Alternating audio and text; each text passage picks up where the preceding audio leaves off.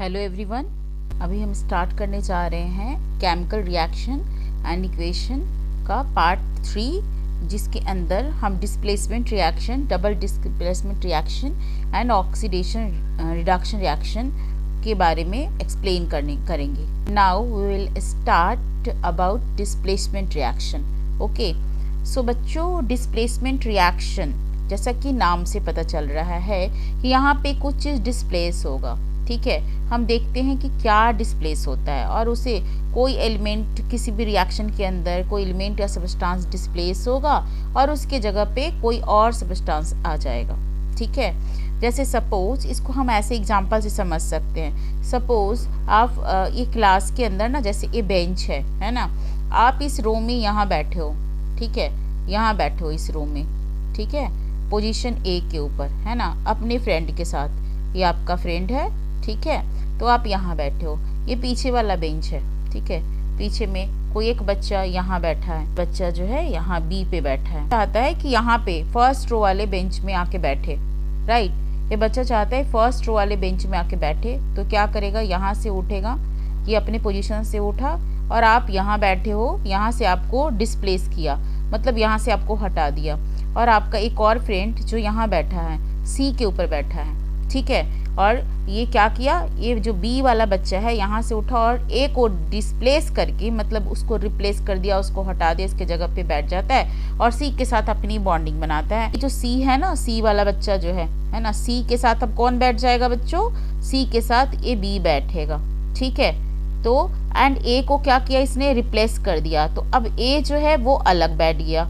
ए जो है वो ए इधर आ गया, है ना, क्लासरूम के अंदर ही है लेकिन वो अलग हो गया। तो इसने बी ने क्या किया, ए को रिप्लेस कर दिया, यानी अब कह सकते हो उसको डिस्प्लेस, यानी अपने प्लेस से हटा दिया और उसका जगह खुद ले लेता है और अब सी के साथ बॉन्डिंग कर लेता है, मतलब कि दोस्ती कर लेता है, क्योंकि उसको सी पसंद है।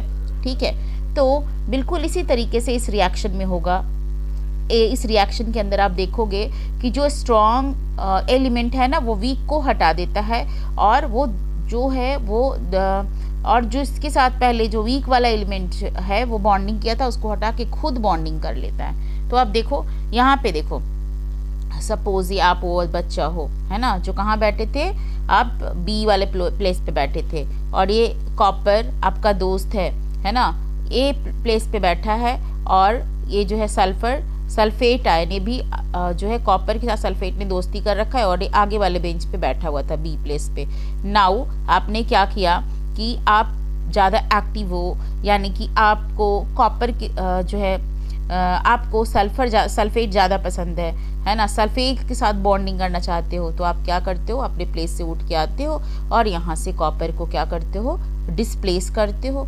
आप ये बच्चा हो जो बी नंबर पे बैठे थे, तो आप कहाँ बैठे हो, बी नंबर पे, और ये आपका दोस्त है जो कहाँ बैठा था, कॉपर ए पे बैठा था, और सल्फेट जो है वो कहाँ बैठा था, सी पे बैठा था। नाउ आपने क्या किया, ए को रिप्लेस कर दिया, तो ये कहाँ चला आया, इधर। ठीक है, और आपने, यानी आप बी हो और आपने दोस्ती कर लिया सी के साथ। नाउ बी सी बन गया, यानी फेरस सल्फेट बन गया। यानी कि ये ऐसा रिएक्शन है जिसके अंदर जो स्ट्रॉन्ग आयन होता है, जो स्ट्रॉन्ग एलिमेंट होता है, वीक को डिस्प्लेस कर देता है और खुद उसका जगह ले लेता है। इस तरीके से आप यहाँ देखो, जिंक है ना, जिंक, और इधर में हाइड्रोजन जो है सल्फेट के साथ बॉन्डिंग किया हुआ है। अब जिंक को सल्फेट पसंद आ गया, है ना, अब जिंक को किसका प्लेस लेना है, हाइड्रोजन का। जिंक चाहता है सल्फेट के साथ दोस्ती करे, तो उसके लिए तो इसको हाइड्रोजन को हटाना होगा। तो जिंक आता है ना, हाइड्रोजन को धक्के मारता है, हाइड्रोजन वीक है, तो हाइड्रोजन यहाँ से डिस्प्लेस हो जाता है और जिंक अब हाइड्रोजन का जगह लेता है। जब जिंक अब हाइड्रोजन के साथ जगह ले लेता है तो सल्फेट के साथ दोस्ती हो जाती है। तो इस तरीके से जिंक सल्फेट बनाता है और हाइड्रोजन को इस रिएक्शन से, तो रहेगा रिएक्शन में बट इसकी बॉन्डिंग तोड़वा देता है, इसको अलग कर देता है। नाउ हाइड्रोजन जो है गैस के फॉर्म में बाहर आ जाएगा। ठीक है, ओके। नाउ अब सल्फ्यूरिक एसिड के जगह आप हाइड्रोक्लोरिक एसिड भी यूज़ कर सकते हो, जैसे इस रिएक्शन में हमने सल्फ्यूरिक एसिड को यूज़ किया था। यदि हम यहाँ हाइड्रोक्लोरिक एसिड यूज़ करें नाउ, फिर वही करेगा। जिंक को क्या पसंद है, क्लोरीन पसंद है। नाउ उसके लिए वो क्या करेगा, हाइड्रोजन को हटाएगा उसकी जगह से, तो जिंक यहाँ आता है, हाइड्रोजन को डिस्प्लेस करता है और खुद जिंक क्लोराइड बनाता है और हाइड्रोजन जो है गैस की फॉर्म में बाहर निकल जाता है। तो डिस्प्लेसमेंट रिएक्शन का मतलब क्या होता है बच्चों, डिस्प्लेस करना, उसके प्लेस से हटाना और खुद उसका जगह ले लेना। एक और रिएक्शन हम देखने वाले हैं लेड और कॉपर क्लोराइड का। तो पहले किसकी बॉन्डिंग थी, कॉपर और क्लोरीन बहुत आराम से घूम रहे थे, इनकी दोस्ती थी।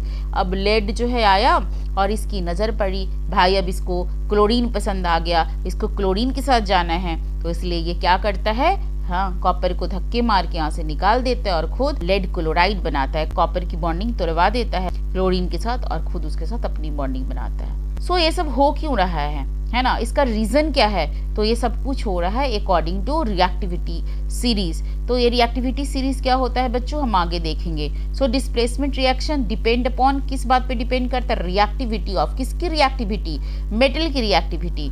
रिएक्टिविटी सीरीज में मेटल का पोजीशन क्या है, रिएक्टिविटी सीरीज को ही हम एक्टिविटी सीरीज भी बोलते हैं। तो जो मेटल ज़्यादा स्ट्रांग होता है, ज़्यादा रिएक्टिव होता है, वीक रिएक्टिव मेटल को डिस्प्लेस कर देता है और खुद उसका जगह ले लेता है, यानी more reactive metal displace less reactive metal. ठीक है, बात समझ में आ गई। अब हम देखेंगे बच्चों कि रिएक्टिविटी सीरीज या एक्टिविटी सीरीज क्या होता है।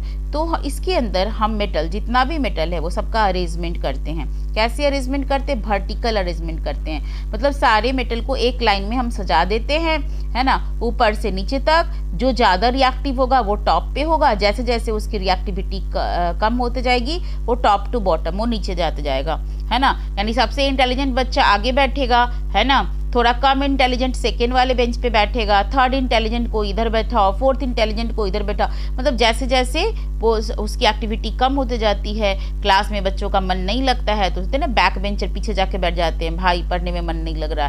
हाँ, तो रिएक्टिविटी सीरीज के अंदर भी वैसे ही, जो ज़्यादा स्ट्रांग होगा, जो ज़्यादा एक्टिव होगा, जो ज़्यादा रिएक्टिव होगा वो ऊपर में रहेगा, है ना, और जैसे जैसे उसकी एक्टिविटी, उसकी रिएक्टिविटी कम होते जाती है वो सबसे बॉटम में चला जाता है। तो मोर रिएक्टिव मेटल कहाँ होगा बच्चों, एवम में। लेस रिएक्टिव कहाँ होगा, बिलो में, है ना। पोटाशियम को हम सबसे ऊपर रखते हैं, यहीं से सीरीज स्टार्ट होती है क्योंकि बहुत ज़्यादा रिएक्टिव है, ये इतना रिएक्टिव है कि उसको आप ओपन स्पेस में ऐसे भी रख दो तो वो रिएक्ट कर जाता है। ठीक है, अब गोल्ड जो है बॉटम में है क्योंकि आपको पता है गोल्ड बहुत ही कम रिएक्टिव है, जल्दी किसी के साथ रिएक्ट नहीं करता, इसीलिए तो हम गोल्ड की ज्वेलरी बनाते हैं क्योंकि उस पर ऑक्सीजन का या फिर किसी चीज़ का कोई फ़र्क नहीं पड़ने वाला है, तो हमेशा शाइन करता रहता है क्योंकि रिएक्ट ही नहीं करता। दूसरे मेटल की ज्वेलरी जब हम बनाते हैं तो वो जल्दी से रिएक्ट करके उसका कलर चेंज हो जाएगा, है ना, तो इसलिए। ठीक है, नेक्स्ट हम आते हैं रिएक्टिविटी सीरीज के ऊपर कि कहाँ से स्टार्ट करते हैं। तो यहाँ पोटासियम से, पोटासियम सबसे ज़्यादा रिएक्टिव है इसलिए सबसे ऊपर है, उसके बाद सोडियम भी रिएक्टिव होता है, कैल्शियम उससे थोड़ा कम, मैग्नीशियम उससे थोड़ा कम। तो इस तरीके से जैसे जैसे इनकी रिएक्टिविटी कम होते जाती है नीचे की तरफ आते जाते हैं एंड फाइनली जो है सबसे कम रिएक्टिव गोल्ड होता है। तो इस रिएक्टिविटी सीरीज के अंदर आप देखो कि हाइड्रोजन भी है। बेसिकली वैसे तो रिएक्टिविटी सीरीज मेटल का है लेकिन इस मेटल के बीच में एक हाइड्रोजन भी है। क्यों है हाइड्रोजन, क्योंकि ये तो नॉन मेटल है, इसको तो नहीं होना चाहिए, ये भी प्लस आयन बनाता है। हाइड्रोजन जो है मेटल की तरह ये इलेक्ट्रॉन को लूज करता है और जो इलेक्ट्रॉन को लूज करता है हमें पता है उसको हम मेटल कंसीडर करते हैं। तो हाइड्रोजन है तो नॉन मेटल लेकिन इसका बिहेवियर जो है इलेक्ट्रॉन को लूज करना इज लाइक मेटल, इसलिए इसको हम प्लेस किए हैं एक्टिविटी सीरीज में। तो जो भी मेटल हाइड्रोजन के ऊपर हैं वो थोड़े रिएक्टिव हैं, लेकिन जैसे जैसे हाइड्रोजन के नीचे आते हैं वो लिस्ट रिएक्टिव के अंदर जाते हैं, है ना, वो बहुत ही कम रिएक्टिव है। जैसे कॉपर, तो आपने देखा था ना आयरन सल्फेट, जो आयरन को हमने डाला था किसमें, कॉपर सल्फेट के सॉल्यूशन में, और फाइनली ये क्या बना लिया था, आयरन सल्फेट FeSO4, है ना, और कॉपर को डिस्प्लेस कर दिया था। आप समझ में आया कि कॉपर सल्फेट को क्यों डिस्प्लेस किया गया यहाँ से, क्योंकि आयरन ज़्यादा रिएक्टिव है। रिएक्टिविटी सीरीज में देखो आयरन यहाँ पे और कॉपर यहाँ पे है, ठीक है, तो आयरन ज़्यादा रिएक्टिव है तो कम रिएक्टिव को क्या करेगा, हटा देगा सॉल्यूशन से, है ना, और खुद उसका प्लेस ले लेगा। लेकिन जैसे आप थोड़ा उल्टा कर दो, आयरन सल्फेट ले लो और उसके अंदर आप कॉपर को डालो, है ना, क्या रिएक्शन होगा, तो नहीं होगा। क्यों नहीं होगा? क्योंकि ऑलरेडी आयरन ज़्यादा रिएक्टिव है, सल्फेट के साथ इस बॉन्डिंग बनाया हुआ है। कॉपर पहले से ही कम रिएक्टिव है, कितना भी डालो कॉपर है ही नहीं उतना एक्टिव, उतना स्ट्रॉन्ग कि आयरन को हटा पाएगा, इनकी बॉन्डिंग, इनकी दोस्ती तोड़वा पाएगा। इसीलिए यदि आप लेस रिएक्टिव एलिमेंट को डालते हो किसी सॉल्यूशन में, तो स्ट्रॉन्ग एलिमेंट यदि पहले से बॉन्डिंग बना के रखा हुआ है तो उसको हटा नहीं पाता है। नो रिएक्शन केसेस मतलब जब हम वीक एलिमेंट को ऐड करेंगे, यानी जैसे हमने कॉपर को ऐड किया था किसमें, फेरस सल्फेट के सॉल्यूशन में, है ना, तो कॉपर ने कोई रिएक्शन, FeSO4 का सॉल्यूशन पहले से हमारे पास है और कॉपर को ऐड किया तो कोई भी रिएक्शन शो नहीं किया। उस तरह से कॉपर को ऐड करेंगे जिंक सल्फेट, यदि हमारे पास चलो जिंक सल्फेट का सॉल्यूशन है और अब हम कॉपर को ऐड करते हैं तो यहाँ पे भी कोई रिएक्शन नहीं होगा, है ना। इसका मतलब है नो रिएक्शन केसेस है। ये कि कॉपर नाइट्रेट के सॉल्यूशन में क्या आपको ऐड करना है, नाइट्रेट के सॉल्यूशन में क्या ऐड करना है, सिल्वर को ऐड करना है, Ag को, है ना। तो आप बताओ सिल्वर और कॉपर में कौन ज़्यादा रिएक्टिव है? ऑब्वियसली कॉपर ज़्यादा रिएक्टिव है एज कम्पेयर टू सिल्वर, क्योंकि रिएक्टिविटी सीरीज हम याद करें तो सिल्वर नीचे था, सिल्वर और गोल्ड कॉपर से भी कम रिएक्टिव होते हैं। अब कॉपर यहाँ पे ज़्यादा स्ट्रांग हो गया, कॉपर को सिल्वर नहीं हटा पाएगा, इसलिए भी यहाँ पे भी नो रिएक्शन शो होगा, ठीक है। यानी कि आपने क्या देखा कि डिपेंड अपॉन द सिचुएशन, यानी कि यदि ज़्यादा स्ट्रॉन्ग एलिमेंट के साथ, यानी कि जो ज़्यादा एक्टिव एलिमेंट है उसके साथ पहले से कोई बॉन्ड बना के रखा है, सॉल्यूशन में है, कोई सॉल्यूशन बनाया है, तो कम रिएक्टिव उसको डिस्प्लेस नहीं करेगा। अब हम इस कम रिएक्टिव वाले को और लिस्ट रिएक्टिव के साथ रिएक्ट करवाएं, मतलब कम, जैसे कॉपर लेस रिएक्टिव था तो उससे भी कम, यानी सिल्वर, यदि कॉपर सल्फेट के सॉल्यूशन में यदि हम सिल्वर को डालें, गोल्ड को डालें, प्लैटिनम को डालें जो कॉपर से भी नीचे है, तो वो रिएक्शन शो नहीं करेगा। Okay, now we will talk about the double displacement reaction. Those reaction, यहाँ पे आप देखो डबल डिस्प्लेसमेंट, जैसे नाम से पता है 2 बार डिस्प्लेसमेंट होगा। कितनी बार डिस्प्लेसमेंट होगा? 2 बार होने वाला है ना। जैसे मैंने आपको एग्जांपल दिया था कि ये बेंच है और ये भी बेंच है, यहाँ पे आप बैठे हो A पोजीशन पे और यहाँ पे आपका एक दोस्त बैठा है B पोजीशन पे, यहाँ पे C और यहाँ पे D, ये 4 लोग बैठे हैं क्लास में। अब डी जो चाहता है, इसके मन में खुराफाती सूझी, इसका मन है कि हम एक साथ बैठे, तो क्या करेगा, ये इसको धक्के मारेगा, है ना। आएगा बी को बोलेगा हट जा यहाँ से, मुझे यहाँ बैठना है, तो बी भी कम नहीं है, ठीक है तू बैठ जा लेकिन मैं तुम्हारे प्लेस पे बैठूंगा। तो बी बोलता है कि ठीक है तुम यहाँ बैठो लेकिन मैं कहाँ जाऊँ, मैं कहीं नहीं जाने वाला हूँ, मैं तुम्हारे प्लेस पे बैठूंगा, ठीक है। तो यहाँ पे क्या हुआ, जो ए है वो किसके साथ बॉन्डिंग किया, ए के साथ आके डी बैठ गया, तो सी के साथ आके बी बैठ गया, है ना। तो क्या हुआ, जस्ट आपने देखा कि कोई कहीं नहीं जा रहा है, बस इन्होंने अपना प्लेस चेंज किया है ना।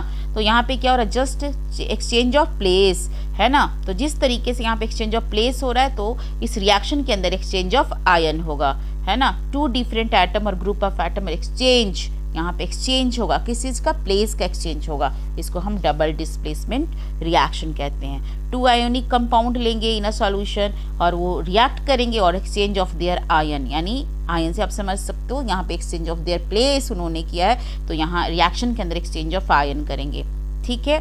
और यहाँ पे बेसिकली 1 प्रोडक्ट जो बनेगा ना, प्रेसिपिटेट बनाता है या फिर गैस बनाता है। चलिए देखते हैं कैसे। Example of double displacement reaction क्या है, तो देखो बेरियम क्लोराइड, हमने एक टेस्ट ट्यूब के अंदर बेरियम क्लोराइड का सॉल्यूशन लिया, है ना, ठीक है। दूसरे टेस्ट ट्यूब के अंदर हमने क्या लिया, सोडियम सल्फेट का सॉल्यूशन लिया, ठीक है, बेरियम क्लोराइड का और सोडियम सल्फेट का, है ना।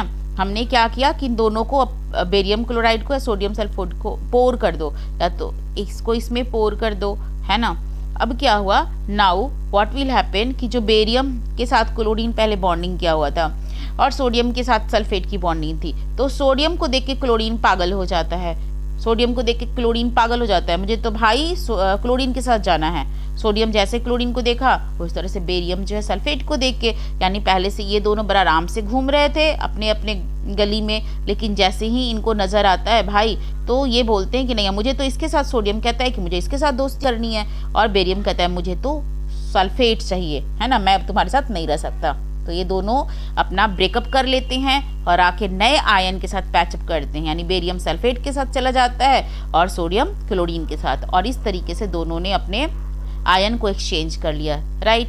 दूसरा एग्जांपल देखो, AgNO3 यानी सिल्वर नाइट्रेट बना करके आराम से घूम रहा था कहीं नाइट्रेट के साथ, है ना, अपना दोस्त के साथ घूम रहा है। इधर सोडियम क्लोराइड भी आराम से घूम रहा है, जब दोनों को घूमते घूमते जब एक प्लेस पे आते हैं, है ना, कहीं जब ये मिलते हैं, तो सिल्वर को देख के अब क्लोरीन पागल हो जाता है, बोलता है भाई मुझे तो सिल्वर के साथ जाना है, मैं तुम्हारे साथ नहीं रहूँगा।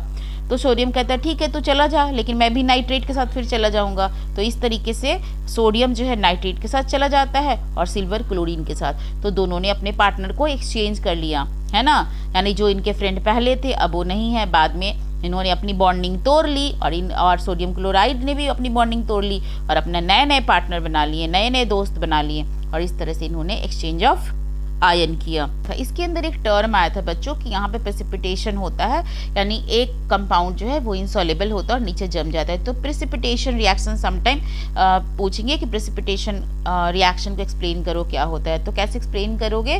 बेसिकली प्रेसिपिटेशन एक इनसॉल्युबल सब्सटेंस होता है, इनसॉल्युबल कंपाउंड होता है जो किसी भी सॉल्यूशन के अंदर नीचे जम जाता है। प्रेसिपिटेट करने का मतलब होता है जम जाना, है ना। तो ऐसा रिएक्शन जिसके अंदर कुछ इनसॉल्युबल कंपाउंड फॉर्म होते हैं which separate out as a solid. मान लो टेस्ट ट्यूब के अंदर हमने बेरियम क्लोराइड और सोडियम सल्फेट लिया था, है ना, तो बेरियम क्लोराइड और सोडियम सल्फेट, बाद में बेरियम सल्फेट और सोडियम क्लोराइड बन गया, ठीक है। तो ये बेरियम सल्फेट क्या होगा, नीचे आके ऐसे ऐसे वाइट जम जाएगा नीचे, है ना। अब कैसे पहचानोगे कि बेरियम सल्फेट कौन है इस सॉल्यूशन के अंदर, और कुछ ऐसे ऊपर लिक्विड होगा, तो जो लिक्विड होगा वो क्या है, सोडियम क्लोराइड का है ना, जो ऊपर रह गया, और जो नीचे जम गया वो क्या है, बेरियम सल्फेट है। तो जो नीचे जम जाएगा इनसॉल्युबल फॉर्म में, है ना, थोड़ा थक्का जैसा व्हाइट कलर का सब्सटेंस, जैसे दूध फटने के बाद कैसे व्हाइट हो जाता है ना, व्हाइट पनीर जैसा, वैसे जम जाएगा, तो उसको हम बोलेंगे प्रेसिपिटेस। उस तरीके से देखो ये फर्स्ट रिएक्शन AgNO3 और NaCl का। अब AgCl, Ag जो है Cl के साथ भाग गया था, भाई मुझे तो क्लोरीन चाहिए, है ना, मैं क्लोरीन के साथ जाऊंगा, तो ठीक है तू जा, है ना। पर ये भी क्या करेगा, जाने के बाद नीचे फिर जो टेस्ट ट्यूब के अंदर हमें वाइट कलर का PPT के फॉर्म में सिल्वर क्लोराइड मिल जाएगा। तो जहाँ पे चीज़ें जम जाती है नीचे वाइट फॉर्म में, है ना, तो उसको हम प्रेसिपिटेट बोलते हैं। तो देखो कॉपर सल्फेट और अमोनियम हाइड्रोक्साइड में कॉपर हाइड्रोक्साइड नीचे जमा हो जाता है, और अमोनियम क्लोराइड और अमोनियम हाइड्रोक्साइड के अंदर अमोनियम हाइड्रोक्साइड नीचे वाइट PPT के फॉर्म में जमा हो जाता है। तो प्रेसिपिटेशन का जस्ट मतलब होता है कि इनसॉल्युबल फॉर्म में नीचे जमा हो जाना। Okay, so this is all about the precipitation reaction. अब लास्ट रिएक्शन बच्चों हमारा बच गया है, वो है ऑक्सीडेशन रिडक्शन, जो कि मैं लास्ट लेक्चर के अंदर समझाऊंगी। Thank you.